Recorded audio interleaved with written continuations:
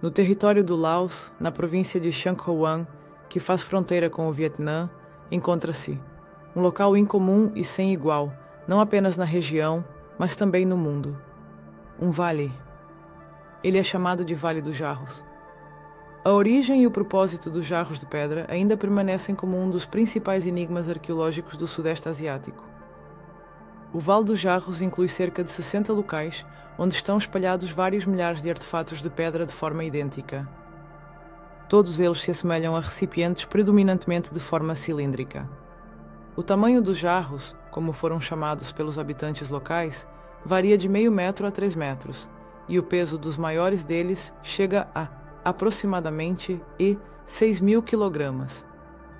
No entanto, os locais com esses artefatos não se limitam apenas ao território do Laos. De acordo com algumas fontes, existem pequenos locais semelhantes com jarros estranhos não apenas no vizinho Vietnã, mas até mesmo na Índia. No entanto, Zhang Kuei dúvidas sobre a veracidade inequívoca dessas informações.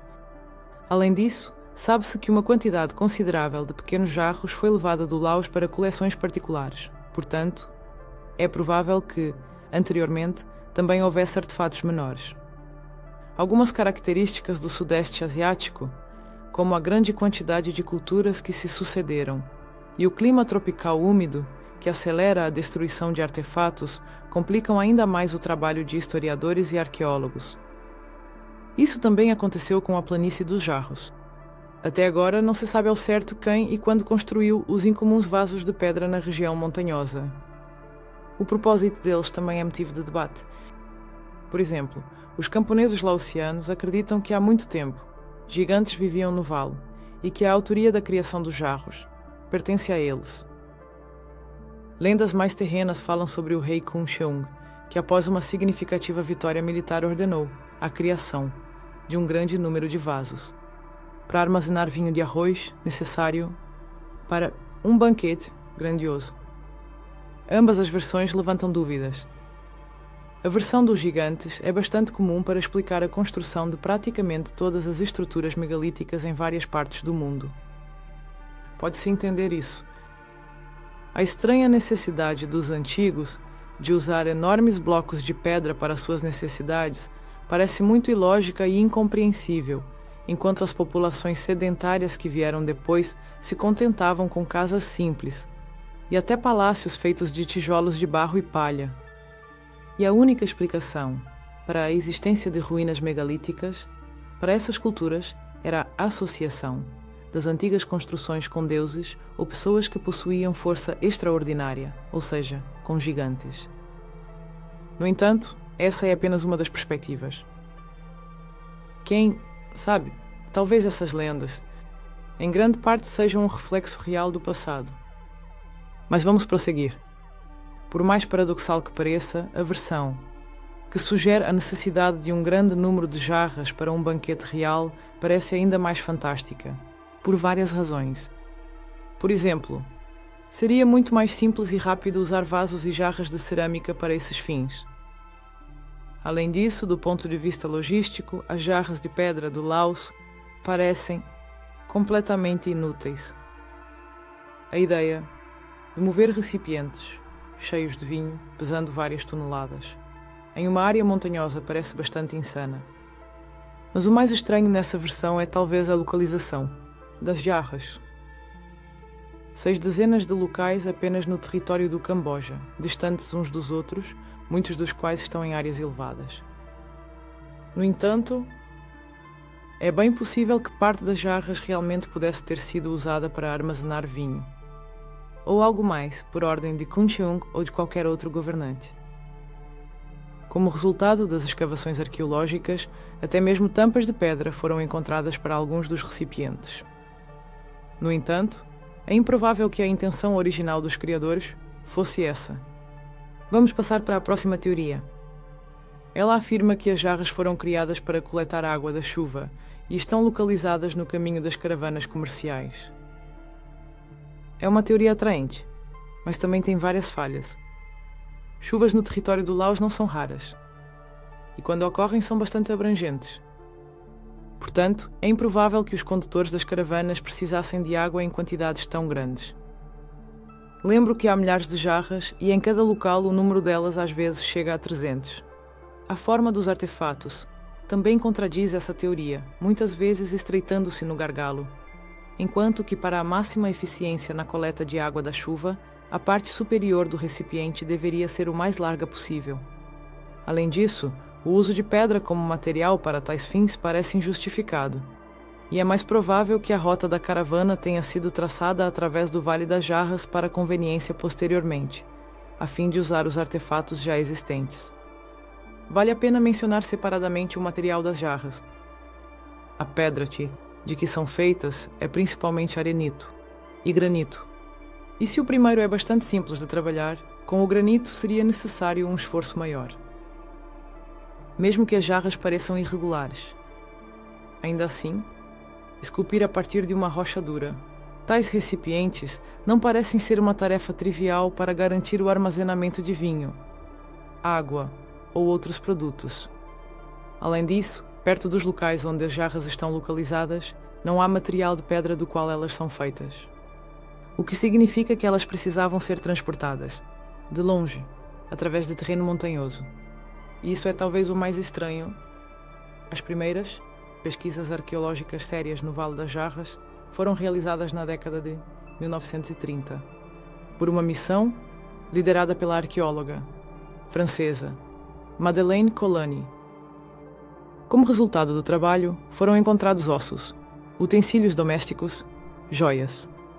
Além disso, perto de um dos aglomerados de jarras, Colany descobriu uma caverna com vestígios de fogo e restos humanos. Tudo isso levou a arqueóloga à conclusão de que o Vale das Jarras era um local de sepultamento, onde os corpos eram cremados na caverna. Ou seja, as jarras eram urnas para cinzas ou sarcófagos. As visões rituais ou religiosas poderiam de alguma forma explicar a criação tão trabalhosa de milhares de jarras. No entanto, na versão de Madeleine Colany, aparentemente, também há um erro lógico. As jarras realmente poderiam ter sido usadas como uma espécie de sarcófago, mas será que esse era o seu propósito original? As tampas das jarras não eram seladas muito firmemente, o que significa que o sepultamento se tornaria uma presa fácil para os saqueadores de tumbas. E como os vasos estão em áreas abertas, fazer isso seria elementar. Uma situação assim anularia todo o sentido do sepultamento. Além disso, o tamanho excessivamente grande também não combina muito com a versão de urna para cinzas. Também é duvidoso que as rotas das caravanas sejam deliberadamente traçadas por locais de sepultamento bastante massivos, e não importa se são ancestrais ou representantes de outra cultura. Portanto, a versão de Madeleine Colany também parece muito forçada. No entanto, tudo depende das datas. Afinal, se alguém usou a jarra como sarcófago e depois as cinzas foram removidas, então após 100 ou 200 anos. Os vasos de pedra poderiam muito bem ser usados como reservatórios para armazenar água, ou alimentos, ou especiarias, ou qualquer outra coisa. Assim, por muito tempo, acreditou-se que as jarras foram fabricadas por volta de 1500 a 2000 anos atrás por uma cultura desconhecida. No entanto, mais frequentemente, eles eram associados à cultura Sahuin, que existia no território do atual Vietnã Central e do Sul, perto da fronteira com o Laos. Os Sahuin praticavam a cremação dos mortos e o sepultamento deles em urnas de barro com tampa. Aqui, a situação lembra um pouco a história de uma região completamente diferente. Quando os vasos de pedra perfeitos encontrados no Egito são atribuídos à cultura pré-dinástica Naqada, juntamente com vasos de barro semelhantes, que são muito inferiores em qualidade aos de pedra. Surge a pergunta lógica: essa diferença em qualidade e tecnologia é resultado do desenvolvimento cultural e tecnológico ou estamos confundindo causa e efeito? E as culturas posteriores apenas copiavam, como podiam, o que já existia antes delas. Novas pesquisas sobre os jarros do Laos nos dão uma resposta indireta a essa questão. Graças a novas pesquisas no Vale dos Jarros e ao uso do método de luminescência opticamente estimulada, foi possível estabelecer uma nova datação para a construção dos jarros megalíticos. O resultado é impressionante. Novos dados indicam que o Vale dos Jarros foi criado na segunda metade do segundo milénio a.C., ou seja, quase 2000 anos antes do que se pensava até agora. E isso não só significa que os restos encontrados, incluindo os de Madeleine Colany, apareceram aqui significativamente mais tarde.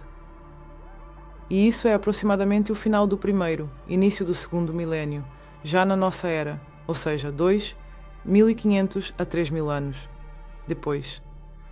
Isso também significa que a cultura Sakyoni não tem relação com aqueles que criaram o Vale dos Jarros. Portanto, é muito provável que eles estivessem repetindo na argila uma forma semelhante, de vasos de pedra que já existiam há muito tempo. E se for assim, não é surpreendente que a cultura Sakyoni enterrasse seus mortos em tais formas, pois os criadores dos enormes jarros deveriam ser associados a poder, ou talvez até mesmo a deuses. Apesar de a datação do surgimento do Vale dos Jarros ter se tornado mais precisa, isso ainda não ajudou a resolver o mistério do aparecimento de milhares de artefatos. Pelo contrário, isso confundiu ainda mais os historiadores, surpreendendo-os, empurrando a cultura misteriosa ainda mais para as profundezas dos séculos. Quem sabe se algum dia conseguiremos encontrar alguma informação sobre os criadores dos jarros de pedra, ou se eles permanecerão para sempre no esquecimento histórico. A questão é retórica. No entanto, os novos métodos de datação utilizados pelos arqueólogos trazem esperança de que a história antiga receberá mais dados objetivos, o que significa que, gradualmente, se tornará uma ciência cada vez mais precisa. Pelo menos, gostaríamos muito de acreditar nisso.